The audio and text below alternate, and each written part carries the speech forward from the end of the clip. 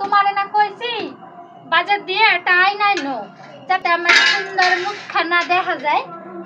ওরে মাতারি, তুই কি জমাইছ মুই বাজারে যাই নাই?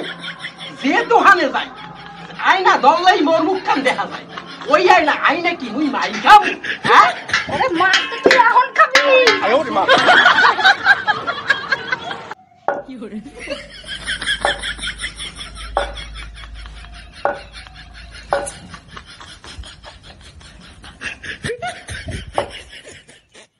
ওরে মা, কি করে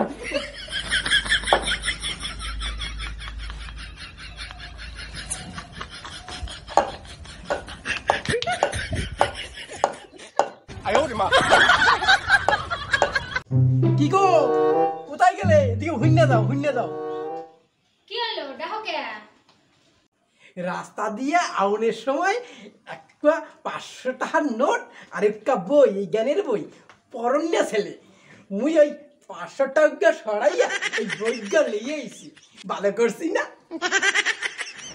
ভালো আসছেন।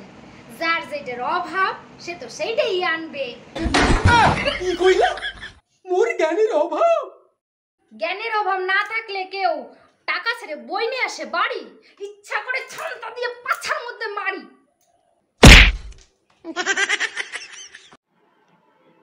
তুমি কি খাচ্ছ? কেন, আমি কি বাচ্চা নাকি প্রশ্ন করতে হইবে?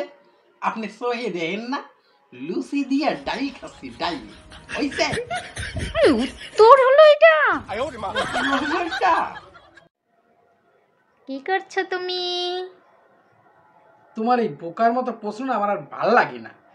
দেখতে আসছো না যে মাইয়াটা শান্ত থাকতেছে না, শান্ত করতে চেষ্টা করতেছি। আমি কি বাচ্চা? এই সমস্ত কথা না, প্রশ্ন বাচ্চা গোমানায়। ওরা একটু আস্তে সুন্দর সুন্দর মুখে বলবে আর সেটা শুনতে ভালো লাগবে।